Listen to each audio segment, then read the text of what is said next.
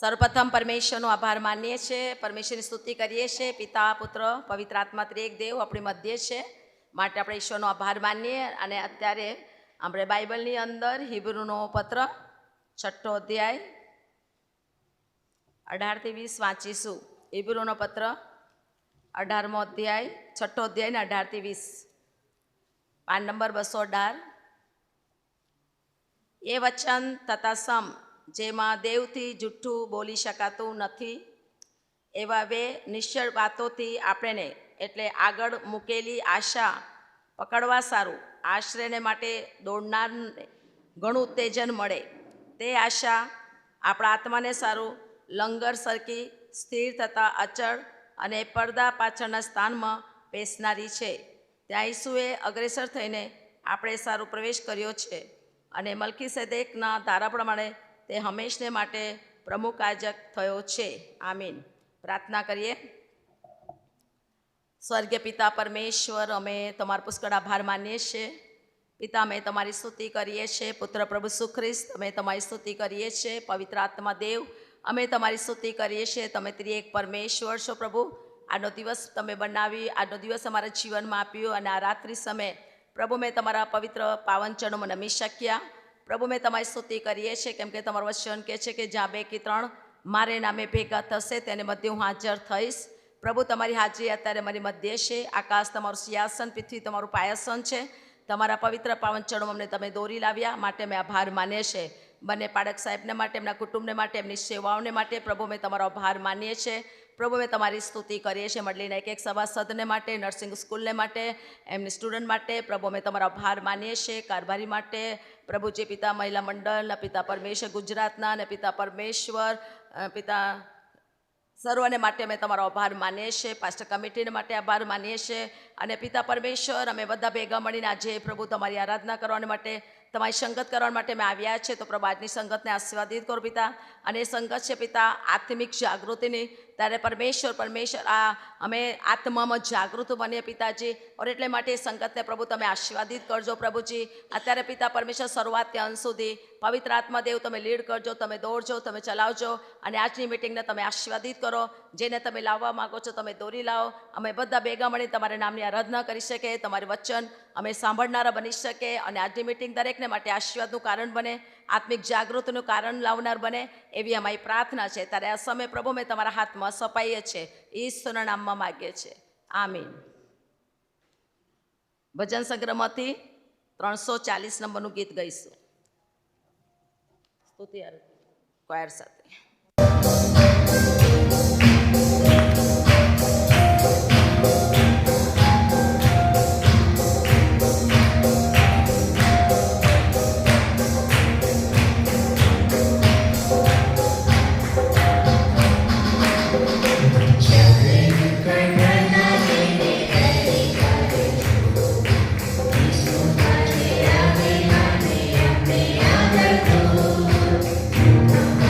Bye.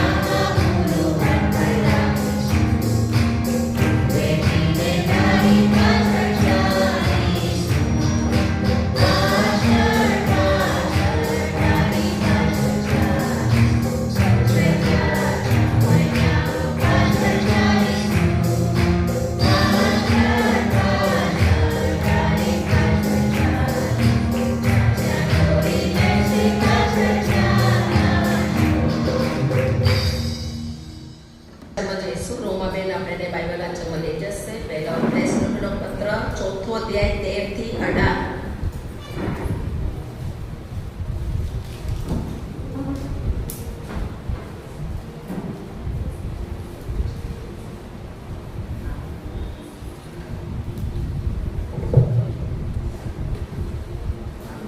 તેસ્સલોનિકનો પહેલો પત્ર તેનો 4થો અધ્યાય ને 13 થી 18 કલમ જોઈએ.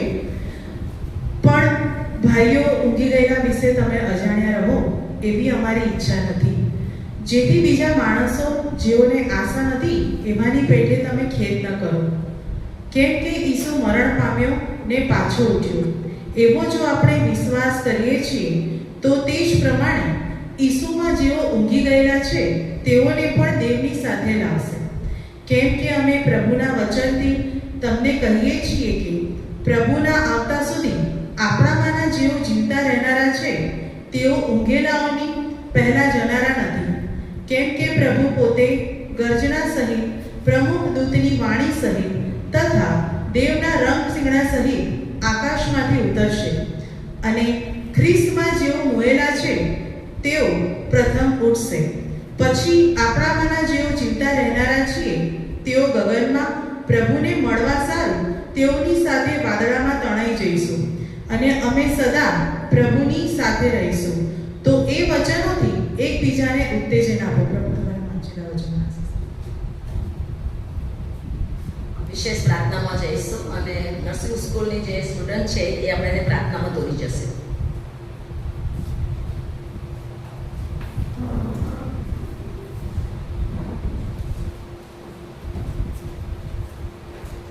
प्रार्थना करें। हालेलुया परमेश्वर पिता प्रभु તમારા માની છે ધન્યવાદ પિતા પરમેશ્વર પિતા પ્રભુ, આ સુંદર સાંજ તમે મારા જીવનમાં પૂરી પાડી છે માટે પ્રભુ તમારા આભાર માની છે ધન્યવાદ પિતા પરમેશ્વર પિતા પ્રભુ. પ્રાર્થના કરું છું ધન્યવાદ પિતા પ્રભુ, તમારું વચન કહે છે મારે નામે પ્રભુ બે અથવા ત્રણ ભેગા મળશે ત્યાં પ્રભુ તમારી ઉપસ્થિતિ હશે, ત્યારે પરમેશ્વર પિતા પ્રભુ એનાથી વિશેષ પ્રભુ અમે ઘણી નાની સંખ્યા છે પણ પરમેશ્વર પિતા પ્રભુ બેથી વધારે પ્રભુ અમે જાણીએ છીએ, ત્યારે તમારા પ્રભુ તમારા આત્મા પ્રભુ અહીં ઉપસ્થિત રહે, અને પરમેશ્વર પિતા પ્રભુ જે કંઈ પણ પ્રભુ સભાનું આયોજન થયું છે રાજા પરમેશ્વર પિતા પ્રભુ એને તમે આશીર્વાદિત કરજો પરમેશ્વર પિતા પ્રભુ. અહીં આવનાર પ્રભુ હરેકને પ્રભુ જે કોઈ રસ્તામાં છે પ્રભુ તેઓને તમે સારી રીતે મુસાફરી દરમિયાન પ્રભુ અહીં સુધી દોરી લાવજો પરમેશ્વર પિતા પ્રભુ, અને જેઓને તમે લાવ્યા છો રાજા પરમેશ્વર પિતા પ્રભુ તમે તેઓને સારી રીતે સુરક્ષિત રીતે પ્રભુ તેઓને તમે મુસાફરી દરમિયાન અહીં સુધી લાવ્યા છો માટે પ્રભુ તમારા આભાર માનીએ છીએ. ધન્યવાદ પિતા પરમેશ્વર પિતા પ્રભુ. પ્રાર્થના કરીએ છીએ પ્રભુ જે હેતુથી પ્રભુ આત્મિક જાગૃતિ મીટિંગો પ્રભુ શરૂ કરવામાં આવી છે પ્રભુ એ હેતુ પ્રભુ સફળ થાય, અને પરમેશ્વર પિતા પ્રભુ પ્રભુ આત્મિક જીવનમાં પ્રભુ જાગૃતિ લાવી શકે એવું તમે થવા દેજો પ્રભુ. અમે જે કંઈ પણ વચનો પ્રભુ તમારા દાસ તમે આપો પ્રભુ તેઓના દ્વારા તમે આપો પ્રભુ, તે તમે એવું નહીં પણ પ્રભુ તેઓના મુખમાં રહીને પ્રભુ તમે બોલજો રાજા પ્રભુ, તમારા આત્મા પ્રભુ તેઓમાં રહે, અને પ્રભુ સાહેબ દ્વારા પ્રભુ જે કંઈ પણ વચન અમને આપવામાં આવે પ્રભુ અમે કેવળ સાંભળનારા જ નહીં પણ પરમેશ્વર પિતા પ્રભુ સાંભળીને પ્રભુ પોતાના જીવનમાં ગ્રહણ કરનારા બની શકીએ એવું તમે થવા દેજો રાજા પરમેશ્વર પિતા પ્રભુ. તમારા વચનો પ્રભુ અમે ભૂલી ના જઈએ પણ પરમેશ્વર પિતા પ્રભુ અમે અમારા જીવનમાં ઉતારીને પ્રભુ એક એવું નમૂનાનું જીવન જીવી શકીએ કે રાજા પરમેશ્વર પિતા પ્રભુ જે કંઈ પણ પ્રભુ અમારું જીવન જોઈ રાજા પરમેશ્વર પિતા પ્રભુ એ નમૂનાનું જીવન જોઈને પ્રભુ પોતાનું આત્મા પ્રભુ પોતા માગથી વાળીને પ્રભુ તેઓનું જીવન બચી જાય એવું તમે થવા દેજો રાજા પરમેશ્વર પિતા પ્રભુ. પ્રભુ અહીં બેઠેલ હરેકને પ્રભુ તમારા હાથોમાં સોંપી દઈએ છીએ રાજા પરમેશ્વર પિતા પ્રભુ. જ્યારે પ્રભુ અહીં તમારું વચન જ્યારે આપવાના છે ત્યારે પરમેશ્વર પિતા પ્રભુ પોતાનું જીવન પ્રભુ એક સારી ભોય તરીકે પ્રભુ તૈયાર કરી શકે, અને રાજા પરમેશ્વર પિતા પ્રભુ શેતાન અમારા જીવનમાં આવતી પ્રભુ તમારું વચન ચોરી ન જાય પણ પરમેશ્વર પિતા પ્રભુ સારી એવી ભોયમાં પડી શકે, અને પ્રભુ 60, 70 અને 100 ફળ આપનારું પ્રભુ આજીવન બની શકે એવું તમે થવા દેજો રાજા પરમેશ્વર પિતા પ્રભુ. પ્રભુ તે જીવનમાં પ્રભુ તમે અમને સંભાળો છો પણ પરમેશ્વર પિતા પ્રભુ આત્મિક જીવનમાં પણ પ્રભુ એવી જ રીતે બરકતી પામી શકે એવું તમે થવા દેજો રાજા પરમેશ્વર પિતા પ્રભુ. જે રીતે પ્રભુ દૈહિક જીવન છે તેવી જ રીતે પ્રભુ આત્મિક જીવનમાં પ્રભુ આગળ વધનારા બની શકીએ એવું તમે થવા દેજો રાજા પરમેશ્વર પિતા પ્રભુ. બંને સાહેબોને પરમેશ્વર પિતા પ્રભુ તમારા હાથોમાં સોંપીએ છીએ રાજા પ્રભુ, તેઓની સેવાને તમે આગળ વધારજો, અને પ્રભુ તેઓના ઘર કુટુંબને આશીર્વાદથી ભરપૂર કરજો રાજા પરમેશ્વર પિતા પ્રભુ. અહીં બેઠેલ હરેક પ્રભુ ફેમિલીને પ્રભુ તમારા હાથોમાં સોંપી દઈએ છીએ રાજા પરમેશ્વર પિતા પ્રભુ. હરેકને પ્રભુ તમારા હાથોમાં સોંપીએ છીએ પ્રભુ, તેઓને તમે આશીર્વાદથી ભરપૂર કરજો રાજા પરમેશ્વર પિતા પ્રભુ. આ MSNને પ્રભુ તમારા હાથોમાં સોંપીએ છીએ પ્રભુ, નાનાથી મોટા હરેક સ્ટાફને પ્રભુ તમારા પિતા પ્રભુ પ્રાર્થના કરીએ છીએ પ્રભુ તેઓ સેવાઓ આગળ ને આગળ વધી શકે અને પરમેશ્વર પિતા પ્રભુ આ સંસ્થા આગળ ને આગળ વધી શકે અને સફળ થાય એવું તમે થવા દેજો રાજા પરમેશ્વર પિતા પ્રભુ અહીં ભણનાર હરેક વિદ્યાર્થીની પ્રભુ તમારા હાથમાં સોંપી દે પરમેશ્વર પિતા પ્રભુ જે કંઈ પણ ગોલ લઈને આવ્યા છે પરમેશ્વર પિતા પ્રભુ એ ગોલમાં તેઓ પ્રભુ અચીવ કરી શકે અને પ્રભુ સારી રીતે અભ્યાસ પૂરો કરીને પ્રભુ જે સેવાનું કામ કરનાર છે પ્રભુ તેઓમાં તેઓ આગળ વધનારી દીકરીઓ બની શકે એવું તમે થવા દેજો રાજા પરમેશ્વર પિતા પ્રભુ આગળના સમયમાં પ્રભુ અમને જે કંઈ પણ વચન મળે પ્રભુ એ અમે અમારા જીવનમાં ગ્રહણ કરી શકીએ એવું તમે થવા દેજો રાજા પરમેશ્વર પિતા પ્રભુ આગળનો સમય પ્રભુ તમારા હાથમાં સોંપી દેતા પ્રભુ ઈશ્વરના નામમાં માંગુ છું આમેન.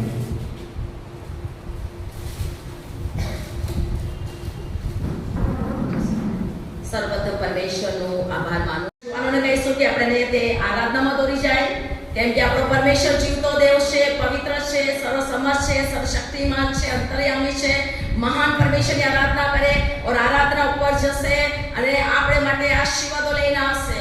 और એટલે માટે આરાધના કરીએ, કેમ કે આપણો ઈશ્વર આરાધનાનો યોગ્ય છે. 24 કલાક એની આરાધના દૂતો કરતા થાકતા નથી, વિશ્રામ લેતા નથી. આવો થોડાક સમય આપણે આંખો બંધ કરીને પૂરા મનથી પૂરા હૃદયથી મહાન પરમેશ્વરની આરાધના કરે અને જુવાનો સુધી આરાધનામાં આપણે દોરી જાય और આપણી અંદર બી આપણે આરાધનામાં દોરાઈ જાય એ સમય આપણે જુવાનોને આપીએ છીએ.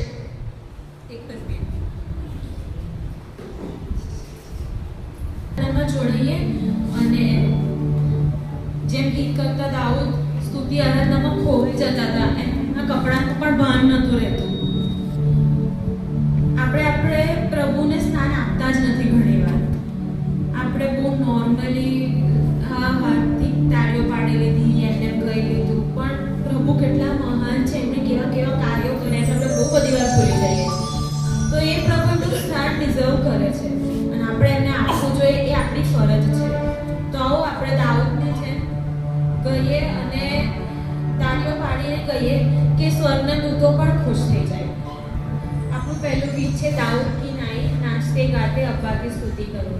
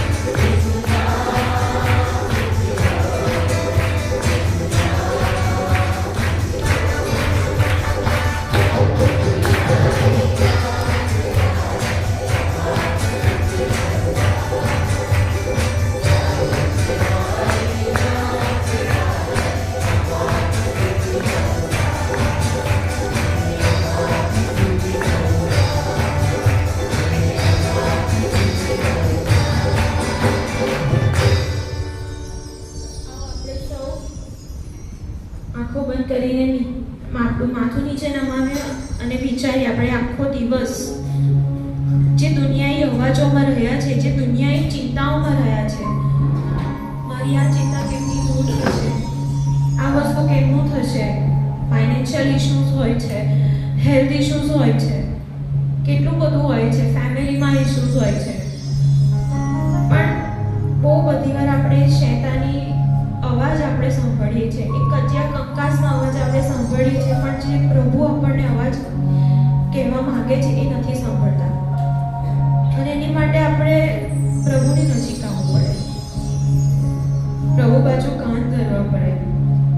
અત્યારે જેમ આપણે એકદમ ખુશીને ઉલ્લાસથી પ્રભુની સ્તુતિ આરાધના કરી છે, એમ આપણે આપણું હૃદય ફાળવી લઈએ પ્રભુના ચરણમાં અને કહીએ કે પ્રભુ અને તમારા પ્રેમથી ભરો, પ્રભુ અને તમારી કૃપાથી ભરો, પ્રભુ તમને જે કંઈ સારું લાગે મારા હૃદયને એ વસ્તુઓથી ભરો. આવો આપણે ગીતમાં જોડાઈએ, તેરી સ્તુતિ મેં કરું, આરાધના કરું દિલ સે.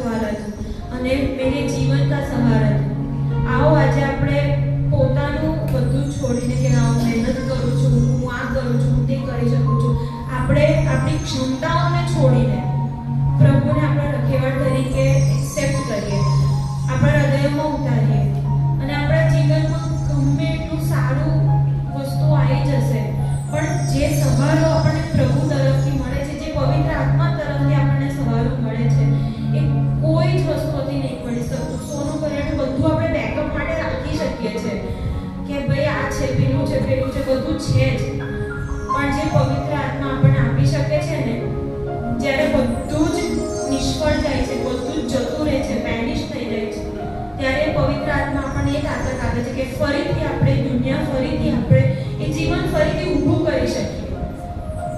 આપણે એકદમ તૂટી ગયા હોય એમાંથી આપણને પવિત્ર આત્મા ઉગારી લાવે છે. ત્યારે આપણે પ્રભુને એ પવિત્ર આત્મા માટે આભાર માનીએ અને આપણા હૃદયોમાં સ્વીકારીએ. અને આજની માટે નહીં કે આ ખાલી આજની સ્તુતિ આરાધના માટે નહીં, હર એક નાના નાના પળ માટે જે આપણને ચિંતા થતી હોય છે કે હું શું કરીશ, ના હું નહીં, પ્રભુ હવે હું શું કરું, પ્રભુ હવે તમારો શું ઈરાદો છે, આવા પ્રશ્નો પૂછવાના, હવે હું શું કરું એવું નહીં. અને હરેક પળમાં, હરેક નાના મોટા હરેક પળમાં આપણે એક ખ્રિસ્તી તરીકે જીવીએ, એક ધાર્મિક નહીં પણ આત્મિક વ્યક્તિઓ તરીકે જીવીએ. અને આત્મિકતા આપણામાં દિવસભર, કલાકે કલાકે, દિવસે દિવસે વધતી જાય તેવું પ્રભુ માંગુ છું. પ્રભુ આ વહાલાઓને હું તમારા હાથમાં સોંપું છું, અમને જુવાનોને પણ તમારા હાથમાં સોંપું છું. તમે અમને જે તાલંતો આપ્યા છે તેની માટે તમારો બહુ આભાર માનીએ છીએ કે અમે આ લોકોને તમારી સ્તુતિ આરાધનામાં દોરી શકીએ છીએ. પ્રભુ અમે લાયક નથી પણ તમે અમને લાયક બનાવો છો કે અમે તમને અબ્બા બાપ કહી શકીએ. અમે પાપી છતાં અમે તમને, તમે એટલા પવિત્ર છતાં અમે તમને અમારા બાપ કહી શકીએ. પ્રભુ તમે અમને આટલો બધો વારસો આપ્યો છે એની માટે તમારો આભાર માનીએ છીએ. અમારી સૌનું રક્ષણ કરજો, અમારા શરીરોનું, ઘરનું અને ઘરના વ્યક્તિઓનું, અમારા આત્માનું તમે રક્ષણ કરજો. આ સગળો સમય તમારા હાથમાં સોંપીએ છીએ. ટૂંકીને નમ્ર વિનંતી સાંભળીને સ્વીકાર કરો. આમીન.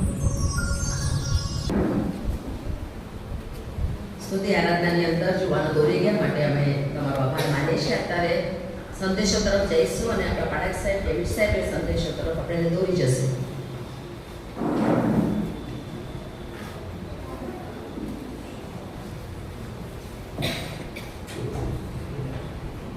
પ્રભુ ઈસુના નામમાં નર્સિંગ સ્કૂલના તમામ વિદ્યાર્થીઓને પ્રેમી સલામ.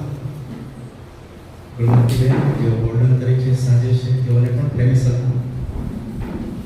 નર્સિંગ સ્કૂલના સુપ્રિન્ટેન્ડન્ટ રેવરન્ડ અશ્વિન બી મહેરબાન સાહેબ જેઓ અત્યારે આપણી મધ્ય હાજર નથી, તેઓને પણ આપણે બ્રિટિશ ચર્ચ દ્વારા આત્મિક જાગૃતિ માસની મિટિંગોમાં અહીંયા પણ એક મિટિંગનું આયોજન, અહીંયા પણ એક મિટિંગ થાય અને એટલા માટે નર્સિંગ સ્કૂલમાં પણ આ મિટિંગ રાખવામાં આવી છે.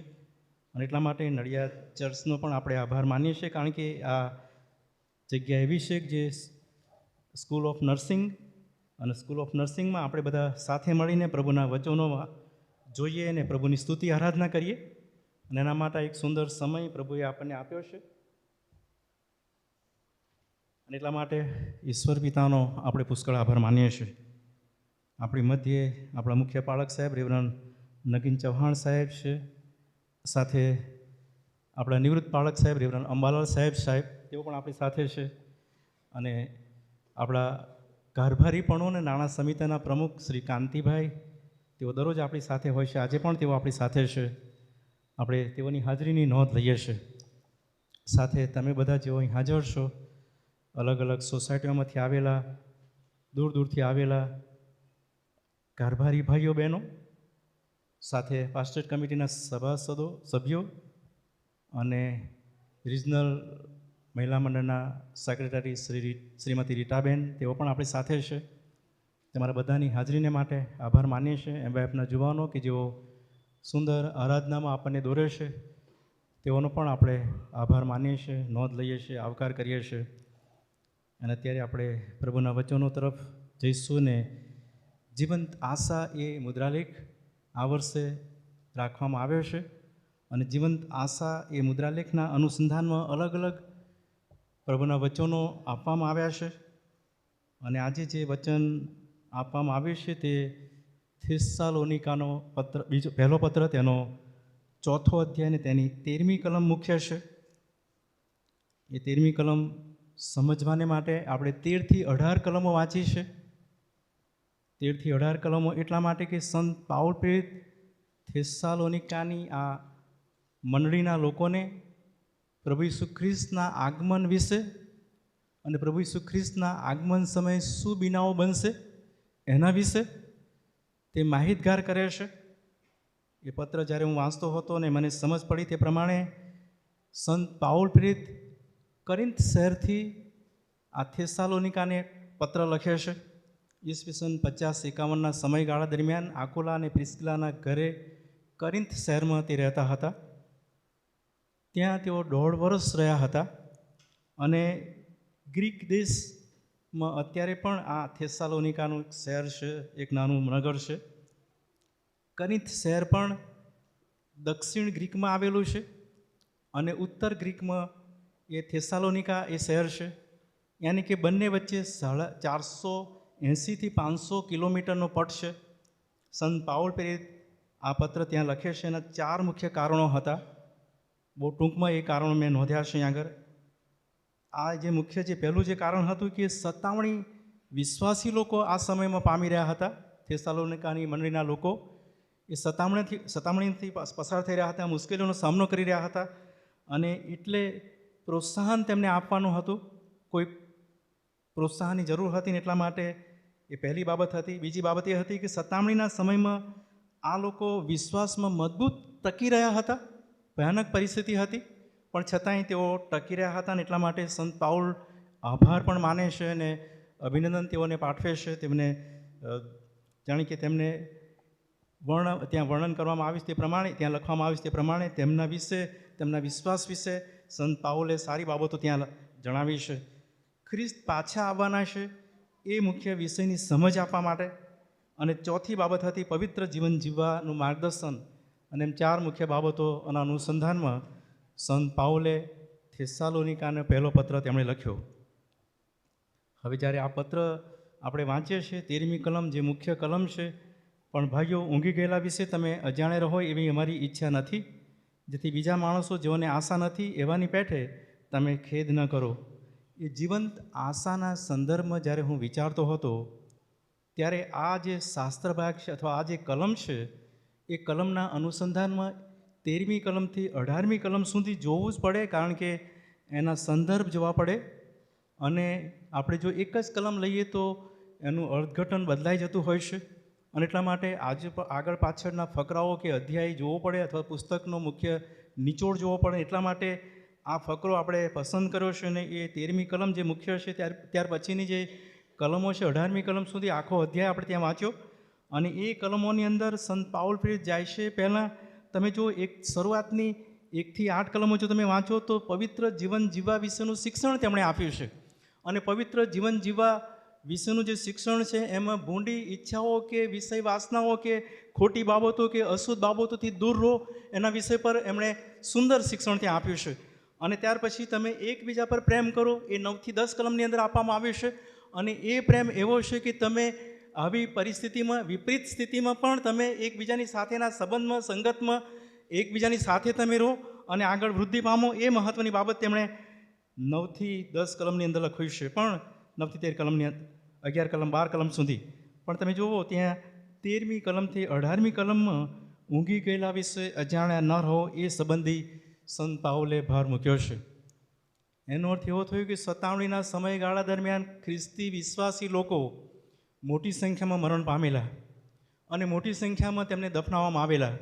એટલા માટે જે વિશ્વાસી લોકો જીવતા હતા અને વિશ્વાસમાં હતા એવા લોકોને આ બહુ મોટો પ્રશ્ન હતો કે હવે આ જે વિશ્વાસી લોકો મરણ પામે એમનું શું, અથવા એ પ્રકારનો એમના હૃદયમાં એ પ્રશ્ન એમને હતો. એ લોકોએ તેમને દફનાવ્યા હતા અને એ જે દફનાવ્યા હતા એ જે સ્થિતિમાં આ જે વિશ્વાસી ખ્રિસ્તી યહૂદીઓમાંથી થયેલા ખ્રિસ્તી લોકો હતા અને ગ્રીક લોકોમાંથી થયેલા ખ્રિસ્તી લોકો હતા અને અલગ અલગ જે ખ્રિસ્તી લોકો વિશ્વાસમાં આવેલા એ લોકોને આ મોટો પ્રશ્ન હતો કે મરણ પામેલા વિશ્વાસીઓ જેઓ પ્રભુ પર વિશ્વાસ કરતા હતા એમના જીવન વિશે શું.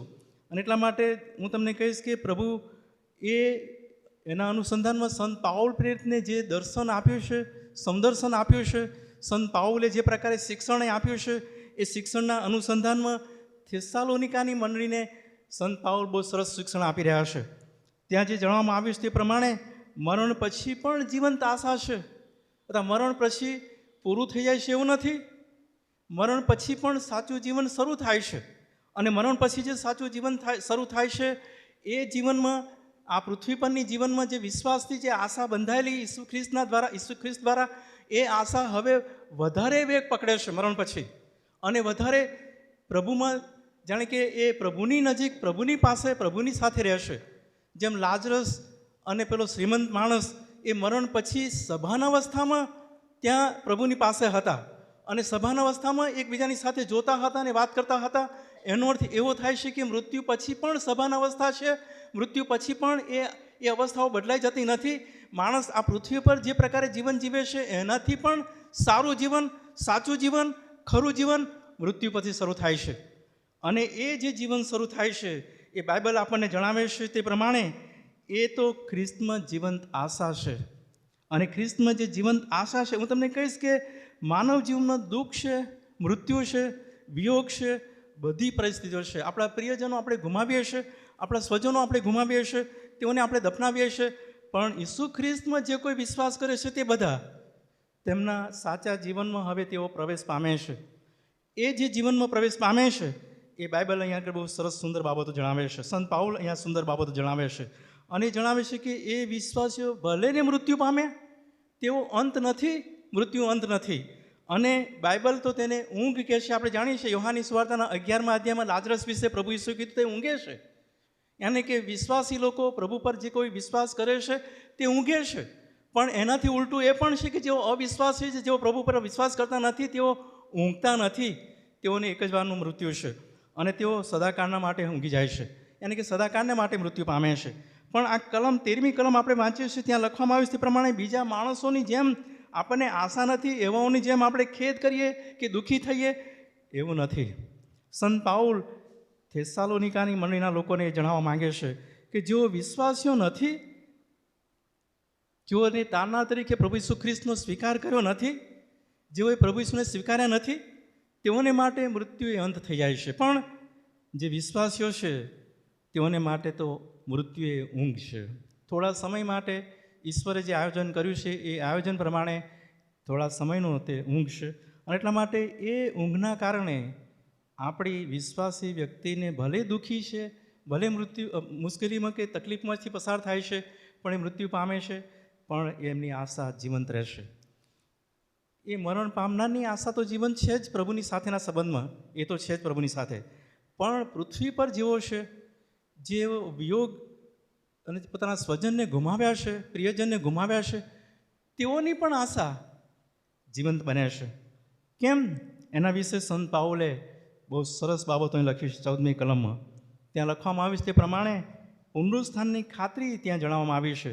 કેમ કે ઈસુ મરણ પામ્યો ને પાછો ઉઠ્યો, એવો જો આપણે વિશ્વાસ કરીએ છીએ તો તે જ પ્રમાણે ઈસુમાં જે ઊંઘી ગયેલા છે તેઓને પણ દેવ તેની સાથે લાવશે. એટલે કે પ્રભુ ઈસુ ખ્રિસ્ત પણ મરણ પામ્યા હતા, પ્રભુ ઈસુ ખ્રિસ્ત પણ દુઃખ વેઠ્યું હતું, પ્રભુ ઈસુએ પણ વેદનાઓ સહન કરી હતી, પ્રભુ ઈસુ પણ બધા જ પ્રકારની પરિસ્થિતિમાંથી પસાર થયા હતા. તેમને ભૂખ લાગતી હતી, તેમને તરસ લાગતી હતી, તેમને લાગણીઓ હતી, તેમના હૃદયમાં બધા જ પ્રકારના ભાવો પેદા થવા જોઈએ બધું એમના હૃદયમાં થતું હતું. તેમને સોટીનો માર મારવામાં આવ્યો, કોરડાનો માર મારવામાં આવે, જે પ્રકારના તેમને દુઃખો આપવામાં આવે, બધા દુઃખો તેમણે સહન કરતા, વેદનાઓ સહન કરતા હતા. અને એ વેદનાઓ સહન કરતાં એ મૃત્યુ પામ્યા. વધસ્તંભ પર તેઓ મૃત્યુ પામ્યા. અને એ મૃત્યુ પામ્યા એ પૂરું થઈ ગયું નથી. મૃત્યુ પામ્યા પછી તેઓ સજીવન થાય, પુનરુત્થાન પામ્યા, ત્રીજે દિવસે પુનરુત્થાન પામ્યા, અને મરણ પર વિજય થયા છે, અને મરણને તેમણે હરાવ્યું છે. અને મરણ તારો ડંખ ક્યાં? અરે મરણ તારો. અને આપણે જાણીએ છીએ કે પ્રભુ ઈસુ ત્યાં એ પ્રમાણે કહેશે, પ્રભુ ઈસુ પુનરુત્થાન પામ્યા, મરણમાંથી સજીવન થયા, અને હવે એ વિશ્વાસ એ આપણું કેન્દ્ર બિંદુ બની જાય છે. અને હવે આપણા માટે એ વિશ્વાસ એ જીવંત આશા બની જાય છે. ફરીથી પ્રભુ સજીવન થાય એટલે એનો અર્થ એવો થાય છે કે વિશ્વાસ કરનારાઓ હવે ફરી સજીવન થશે મૃત્યુ પછી પણ. યાની અહીં જે સંત પાઉલ 14મી કલમમાં જણાવે છે તે પ્રમાણે તે ઉઠ્યા એવો જો આપણે વિશ્વાસ કરીએ છીએ તો તે જ પ્રમાણે ઈસુમાં જેઓ ઊંઘી ગયેલા છે તેઓને પણ તે દેવ તેની સાથે લાવશે. યાની કે ત્યાં લખ્યું છે તે પ્રમાણે તેઓ પણ ઉઠશે, તેઓ પણ સજીવન થશે, તેઓ પણ પુનરુત્થાન પામશે. અને આગળ બહુ સરસ બાબત લખી છે, અને એ બાબતોમાં જતાં પહેલાં હું તમને કહીશ કે એક રાજા જે પોતાના સૈનિકોને યુદ્ધમાં મોકલે છે અને રાજા એ સૈનિકોને કહેશે, વચન આપે છે કે તમે યુદ્ધમાં જાવશો ખરા, પણ ચોક્કસ હું તમને પાછા લેવા માટે ત્યાં આવીશ. અને યુદ્ધ બહુ ભયાનક ચાલ્યું. કેટલાક સૈનિકો મરણ પામ્યા અને એ સૈનિકો જ્યારે મરણ પામ્યા અને પેલા બીજા સૈનિકો હતા એ દુઃખી થઈ ગયા હતા. એવી સ્થિતિ એમના હૃદયમાં, એમના જીવનમાં ઊભી થઈ હતી કે બહુ નિરાશ થઈ ગયા હતા. આ એ લોકો ઘણી બધું યુદ્ધ લડ્યા હતા અને એ સ્થિતિમાં એ લોકો નિરાશ, હતાશ અને ઘાયલ થયેલા પેલા જે મરણ પામેલા એના અનુસંધાનમાં એ લોકો બહુ દુઃખી હતા. અને એ બધી જ પરિસ્થિતિમાં આ લોકો નિરાશ થઈ ગયા હતા કે હવે રાજા પાછા આવશે નહીં, બહુ સમય ગયો છે, રાજા પાછા આવશે નહીં, અમારા કેટલા બધા સૈનિકો મરણ પામ્યા છે, અમે કેટલા બધા ઘાયલ થયેલા છે, અમે બધા નિરાશ થઈ ગયા છે. હા, એ લોકો યુદ્ધ જીત્યું હતું, એ લોકોનો વિશ્વાસ હતો, એ લોકો યુદ્ધમાં વિજય થયા હતા. પણ એવા સમયે રાજા પાછા આવ્યા. જ્યારે રાજા પાછા આવ્યા ત્યારે માત્ર જીવતા સૈનિકોને જ તેમણે આશીર્વાદ કે તેમણે જે પ્રેમ ભેટો અથવા જે કંઈ આપવાનું હતું એ આપ્યું એમ નહીં. જેઓ મરી ગયેલા હતા તેઓના પરિવારોને પણ તેઓએ સન્માન કર્યું અને તેમને પણ જીતનો ભાગ આપ્યો. હું તમને કહીશ કે આ રાજા એટલે ઈસુ ખ્રિસ્ત, આ સૈનિકો એટલે વિશ્વાસીઓ. જેમ રાજાએ પોતાનું વચન પાળ્યું છે તેમ આપણા પ્રભુ ઈસુ ખ્રિસ્ત પણ પુનરુત્થાનનું વચન પાળ્યું. તેઓ મરણ પણ પામ્યા, તેઓ ત્રીજે દિવસ ઉત્થાન પણ પામ્યા, સજીવન થયા છે, પુનરુત્થાન પામ્યા છે, વિજય થયા છે અને મૃત્યુને હરાવ્યું છે. અચ્છા, એમણે જે મૃત્યુને હરાવ્યું છે ત્યારે હું તમને કહીશ કે એ કારણે આપણે પણ હવે તેમના પર વિશ્વાસ કરનારા આપણે પણ મૃત્યુને હરાવી શકીશું. અથવા આપણે પણ જો મરણ પામીશું તો આપણે પણ સજીવન થઈશું, પુનરુત્થાન પામીશું. આપણા સ્વજનો જેઓ મરણ પામ્યા છે તેઓ પણ પુનરુત્થાનના ભાગીદાર હવે થશે. પણ નિયમ છે, જે બાબત છે તે એ છે કે જે કોઈ ઈસુ ખ્રિસ્ત પર વિશ્વાસ કરશે તેઓ, અને એટલા માટે ઈસુ ખ્રિસ્ત પર વિશ્વાસ કરનારીને માટે જેમ પ્રભુ ઈસુ સજીવન થયા તેમ આપણે પણ સજીવન થઈશું. હું તમને કહીશ કે એક માણસ બહુ અંધારી રાત્રે ચાલ્યા જ કરતો હતો, અંધારું પુષ્કળ હતું અને એ માણસ અંધારામાં ચાલતો હતો ત્યારે એને એવું લાગતું હતું કે આ અંધારું ક્યારે પૂરું થશે. એ અંધારું પૂરું થતું નહોતું, ખતમ થતું નહોતું. એને ઘણો બધો રસ્તો આગળ જવાનું હતું, રસ્તો પૂરો થતો નહોતો અને એ વ્યક્તિ અજવાળાની રાહ જોતો આગળ ચાલતો હતો. એટલે એના હૃદયમાં એક જીવંત આશા હતી કે ભલે હું અંધારામાં ચાલતો પણ હવે અજવાળો આવશે. અને અજવાળો આવ્યો, દિવસ ઉગ્યો, સૂર્ય ઉગ્યો અને અજવાળું શરૂ થયું. હવે તેને જીવંત એની જે આશા હતી એ આશા હવે ફળી છે, એ આશા એની પૂરી થઈ હતી. અને હું તમને કહીશ કે પેલો કોલંબસ એ પેલું જે નવી દુનિયા શોધવા માટે નીકળી પડેલો અને સમુદ્રની અંદર બહુ લાંબા સમય સુધી એ લોકો મુસાફરી કરી. બહુ લાંબા સમય સુધી મુસાફરી પછી એ લોકો થાક્યા હતા. એના સાથેના જે બીજા સાથી મિત્રો હતા એ સાથી મિત્રો પણ એટલા બધા કંટાળી ગયા હતા, નાસીપાસ થઈ ગયા હતા, નિરાશ થઈ ગયા હતા અને એવો સમય આવ્યો કે કોલંબસની વિરુદ્ધ થઈ ગયા હતા. પણ કોલંબસ એ આશા છોડતા નથી. એ દૂર દૂર ક્ષિતિજો સુધી પેલા દૂરબીનથી એ પેલા સ્થળ પર ચડીને દૂર સુધી અંતર જોતા હતા અને બહુ નાનો એક દીવો બહુ દૂર તેને દેખાયો અને એ લોકો કૂદી પડ્યા, નાચવા લાગ્યા. એ લોકોને ખબર પડી કે કોઈક એક જગ્યાએ જમીન છે જ્યાં દીવો સળગી રહ્યો છે. જીવંત આશા, અંધકારમાં પણ જીવંત આશા. એનો અર્થ એવો થાય છે કે પૃથ્વી પરના માનવી જીવનમાં સંકટો છે, દુઃખો છે, મુશ્કેલીઓ છે અને એટલા બધા પ્રશ્નો છે અને એ પરિસ્થિતિ એટલી ભયાનક છે, વિકરાળ છે અને વાવાઝોડા આવે છે, ભયાનક પરિસ્થિતિઓ આવે છે. પણ ઈસુ ખ્રિસ્તમાં જેઓ જીવે છે તેઓની આશા જીવન છે. તેઓ ગમે તેવી સ્થિતિમાં પણ ટકી રહેશે, તેઓ બચી જાય છે. અને એટલા માટે અહીં જે બાબત લખવામાં આવી છે તે પ્રમાણે પ્રભુ ઈસુ ખ્રિસ્ત પોતે પુનરુત્થાન પામ્યા, પોતે મૃત્યુ પામીને પુનરુત્થાન પામ્યા. હવે તેમના પર જેઓ વિશ્વાસ કરે છે તેઓ પણ હવે પુનરુત્થાન પામશે. આપણે શું વિશ્વાસ કરીએ છીએ? જો આપણે વિશ્વાસ કરીએ છીએ તો આપણે પુનરુત્થાનના ભાગીદાર છીએ, પણ જો આપણે વિશ્વાસ કરતા નથી તો આપણે પુનરુત્થાનના ભાગીદાર બનતા નથી. અને એટલા માટે અહીં જે બાબત 15મી અને 17મી 15થી 16 કલમમાં લખવામાં આવી છે, ખ્રિસ્તનું પુનરાગમન વિશે ત્યાં લખવામાં આવ્યું છે. અને એ પુનરાગમન એ વાસ્તવિક જીવનનો મહિમા છે અથવા વાસ્તવિક મહિમાની એક ઘટના બનવાની છે. તમે યાદ રાખો, ઈશ્વરના વચનો કદી નિષ્ફળ જતા નથી. ઈશ્વર એકવાર બોલે છે, પ્રભુના વચનો કાયમ રહેશે. માણસો બદલાઈ જશે, જગત બદલાઈ જશે, બધું બદલાઈ જશે, પણ ઈશ્વરનું વચન ક્યારેય બદલાતું નથી. અહીં જે વચન આપવામાં આવ્યું છે, અહીં જે 15મી કલમમાં લખવામાં આવ્યું છે તે પ્રમાણે ત્યાં લખ્યું છે, કેમ કે અમે પ્રભુના વચનથી તમને કહીએ છીએ કે પ્રભુના આવતા સુધી આપણામાંના જેઓ જીવતા રહેનારા છે તેઓ ઊંઘી લાવવાની પહેલાં જનારા નથી. કેમ કે પ્રભુ પોતે ઘટના સહિત, પ્રમુખદૂતની વાણી સહિત તથા દેવના રણશિંગડા સહિત આકાશમાંથી ઉતરશે અને ખ્રિસ્તમાં જેઓ મોયલા છે તેઓ પ્રથમ ઉઠશે. યાની કે અહીં જે બાબત લખવામાં આવી છે, બે મહત્ત્વની બાબત છે. પહેલી બાબત છે, ખ્રિસ્તમાં જેઓ મોયલા છે તેઓ પ્રથમ ઉઠશે. યાની કે થેસ્સાલોનિકાની મંડળીમાં એ વિશ્વાસી લોકો મરણ પામેલા, કબરમાં દફનાઈ દેવામાં આવેલા.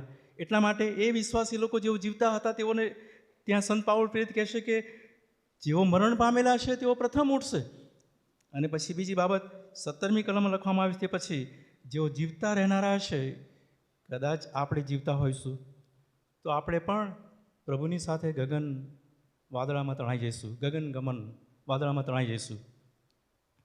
એ જે ગગન ગમન થશે, બીજો થેસ્સાલોનિકના પત્રના તેના બીજા અધ્યાયની 7મી કલમ ત્યાં લખવામાં આવી તે પ્રમાણે હું તમારે આગળ વાંચીશ. ત્યાં આ પ્રમાણે લખ્યું છે, કેમ કે કેવી રીતે અમારું અનુકરણ કરવું તે તમે પોતે જાણો છો. કેમ કે અમે તમારી સાથે રહીને બીજા અધ્યાયની 7મી કલમ છે, ત્રીજા અધ્યાયમાં વાંચ્યું. ત્યાં લખ્યું છે, કેમ કે અધર્મની ગુપ્ત અસર ચાલુ થઈ ચૂકી છે, પણ જે હાલ અટકાવનાર છે તેને વચમાંથી દૂર કરવામાં નહીં આવે ત્યાં સુધી તેને અટકાવવામાં આવશે.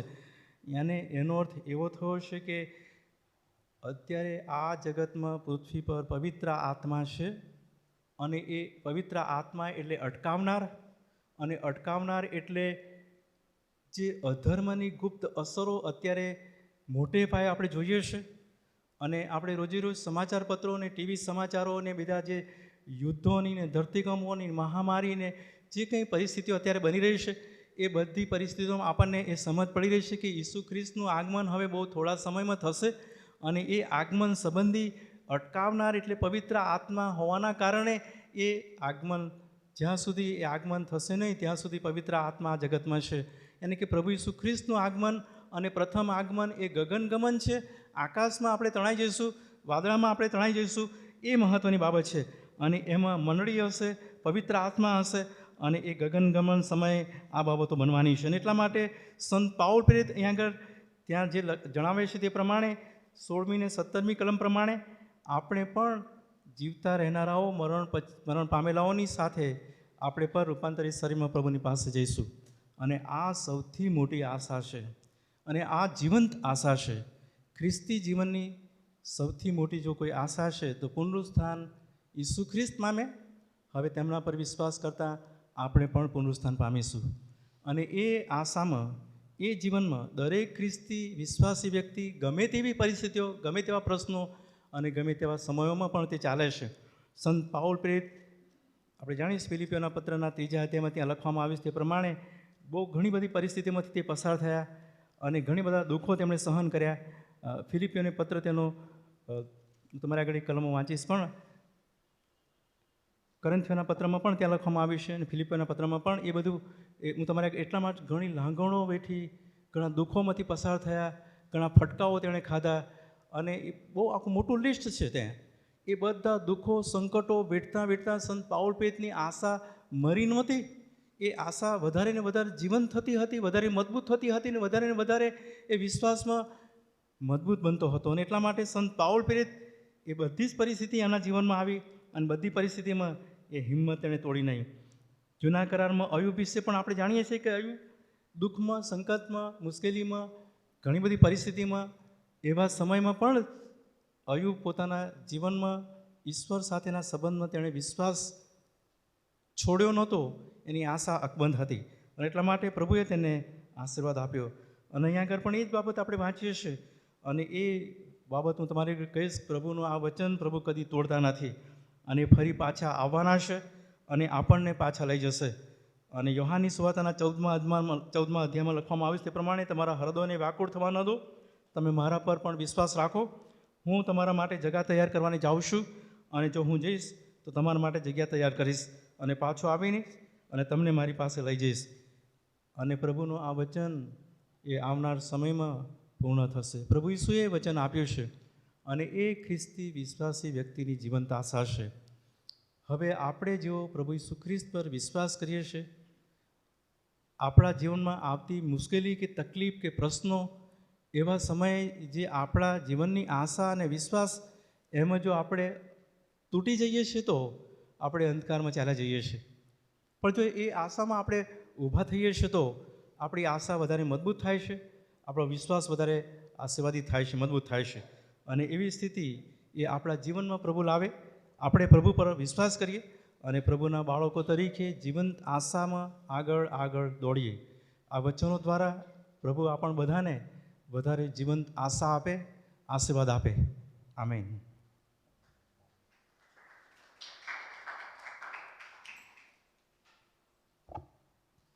સુંદર સંદેશાને માટે પાળક સાહેબ અમે તમારો આભાર માનીએ છીએ.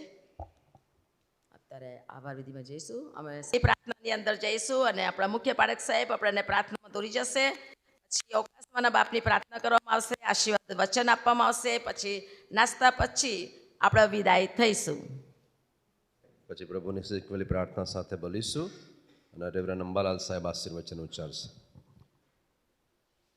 સ્વર્ગીય કૃપાળુ ઈશ્વર પિતાજી, આ સમય બહુ અદ્ભુત અને આશીર્વાદિત, કેમ કે કેટલા બધા લોકો સંગતમાં મળવાની ઈચ્છા રાખતા હશે, પણ કારણો સંજોગો વસાત તેઓ મળી શક્યા નહીં. તમે અમને મન આપ્યું, અમે સ્કૂલ ઓફ નર્સિંગમાં આત્મિક જાગૃતિની સભામાં મળી શક્યા.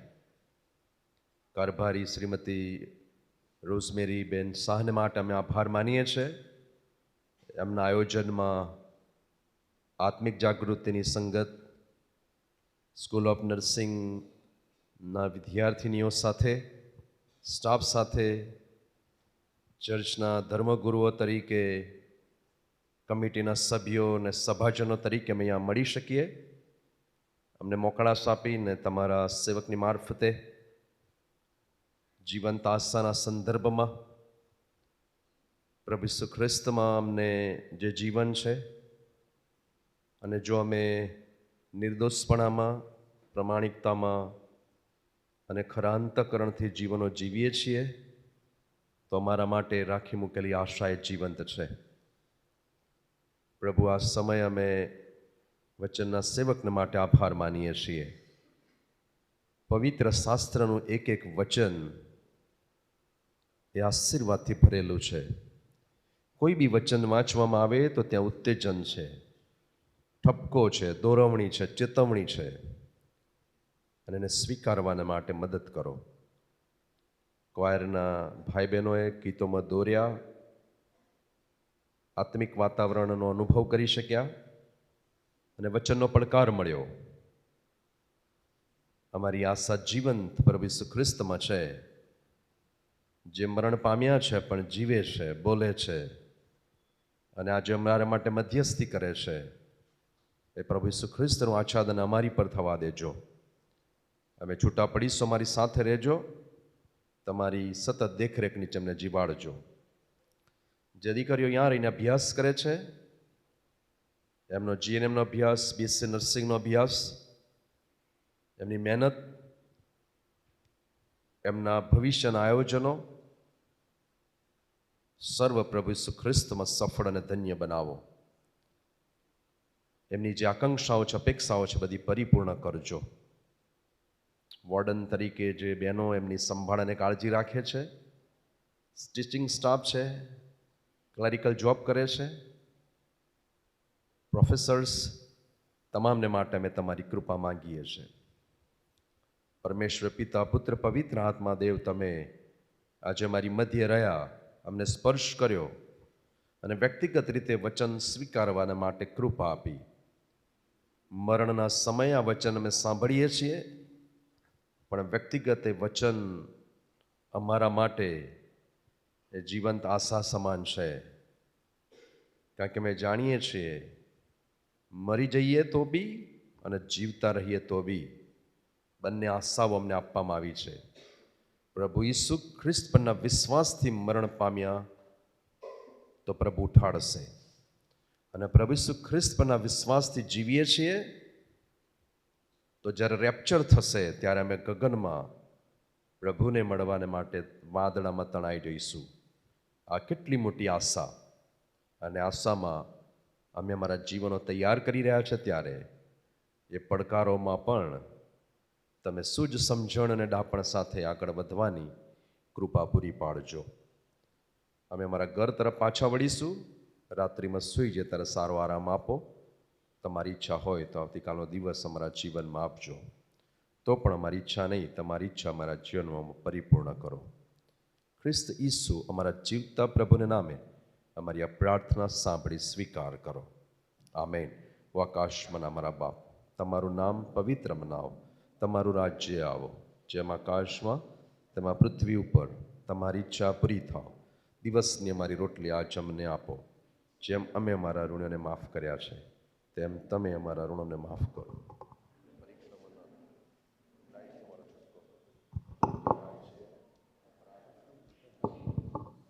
આળસુ તમારા